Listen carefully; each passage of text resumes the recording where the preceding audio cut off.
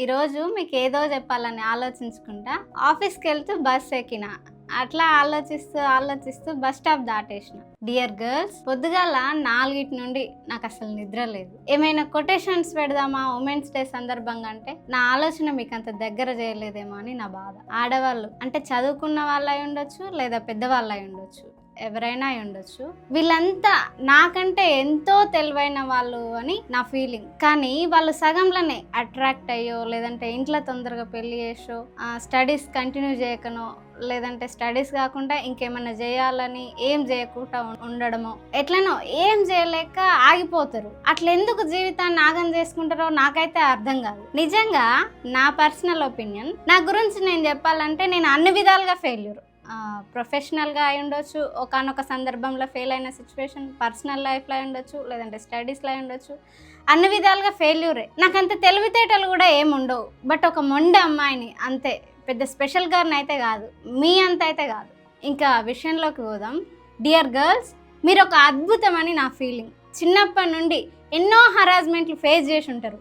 అదంతా మీ మనసులో మోస్తూ మీరు చదువుకొని జాబ్ చేస్తే ఇంటిని జాబ్ని బ్యాలెన్స్ చేస్తూ ఉంటారు. ఒకవేళ మీరు హౌస్ వైఫ్ అయి ఉంటే ఇంట్లో అంతా మీరై చూసుకొని ఉండుంటారు. తప్పు చేస్తే భర్తను క్షమిస్తూ, తిరిగి ప్రేమను వంచుతూ, రివర్స్ మాటలు పడుతూ, ఇంట్లో ఏం పని ఉండదు నీకు, పొద్దంతా నేను పని చేసి వస్తా అని.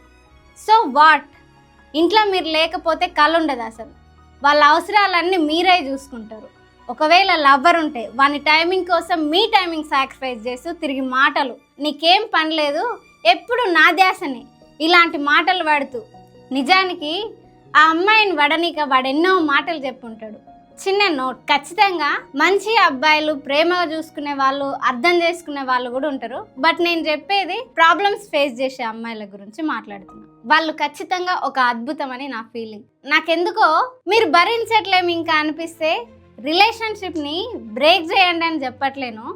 నీ ప్రేమకి, నీ సాక్రిఫైస్కి వాళ్ళు వర్త్ కాదనిపిస్తే హౌస్ వైఫ్ అని హేళన చేస్తున్నారా? అయితే 1 మంత్ మానేయండి పనిచేసుడు.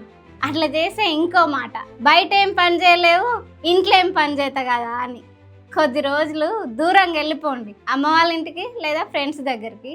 సచ్చినట్టు తెచ్చుకుంటారు తిరిగి, బట్ మళ్ళీ సేమ్ రిపీట్ ఉంటుంది. ఇంట్లో మాటలు, లైఫ్ ఇంకా జాబ్ చేస్తూ, పెళ్ళిగాని అమ్మాయిలు మీ గురించి మీరు చూసుకుంటా, జాబ్ చేసుకుంటా, ఇంటిని బ్యాలెన్స్ చేసుకుంటా, మీకు కూడా విలువ లేకపోతే ఆ రిలేషన్షిప్కి కొద్ది రోజులు బ్రేక్ ఇవ్వండి, మాట్లాడకండి. సెట్ అయితే ఓకే, లేదంటే సైకో అయితే అర్జెంటుగా వదిలించుకోండి. ఈ మధ్య రిలేషన్షిప్ వదిలించుకోవడానికి రాక, కలిసి హ్యాపీగా ఉండలేక చావులు ఎక్కువ అవుతున్నాయి. అది ఆత్మహత్య అయి ఉండొచ్చు, హత్య అయి ఉండొచ్చు. కలిసి ఉండడం ఏమో కష్టమవుతుంది, విడిపోదామంటే విడిపోవడం రావట్లేదు. అట్లా ఎందుకు?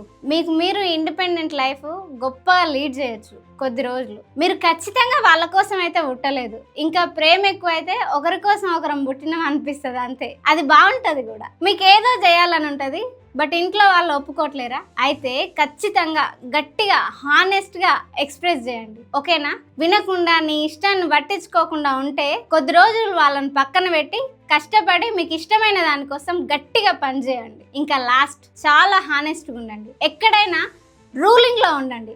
అట్లని అవతలను సతాయించకండి, పెత్తనం ప్రదర్శించకండి. మీ మనసులో ఏదైనా సాధించాలనుకుంటే అది మంచి లేదా గొప్పదై ఉండాలి, ఓకేనా? మీకేమైనా కావాలనిపించినా, ఏమైనా చేయాలనిపించినా ఆపకండి. ఒకటే లైఫ్, మళ్ళీ పుడతామని నేను అనుకోవట్లేను. పుట్టినా అని కూడా మనకు తెలీదు. ఇంకో జన్మ అంటే ఇంకో లైఫ్, బట్ అది నిజం అనుకోవట్లేను. సాక్రిఫైస్ చేయొచ్చు, కానీ ఆశయం గొప్పదై ఉండాలి.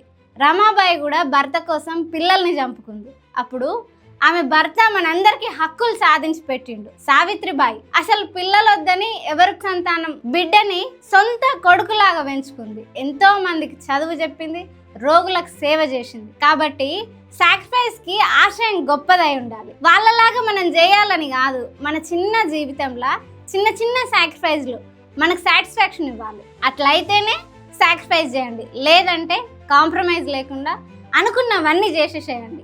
అసలు మీతో చిన్నప్పటి నుండి ఇంట్లో వాళ్ళు ఉంటారు, ఎందుకు పర్సనల్స్ షేర్ చేసుకోరు? మీ అమ్మని లేదా మీ అన్నను, మీ ఇంట్లో వాళ్ళని బెస్ట్ ఫ్రెండ్స్ చేసుకోండి. మీ లైఫ్ ఈజీ అవుతుంది. మన ప్రాబ్లమ్స్ వస్తాయి, అది ఎలాంటి విషయమైనా షేర్ చేసుకోండి. ముందు కోపడ్డా తర్వాత ఆలోచిస్తారు. Do whatever you want to do, but be honest. మీరైతే ఒక అద్భుతం, అది నాకు అనిపిస్తుంది. మీరు కూడా ఫీల్ అవ్వండి. అందరికీ happy women's day. Not this day, every day. Be strong, be bold, be independent and be passionate. Once again happy women's day. Thank you so much.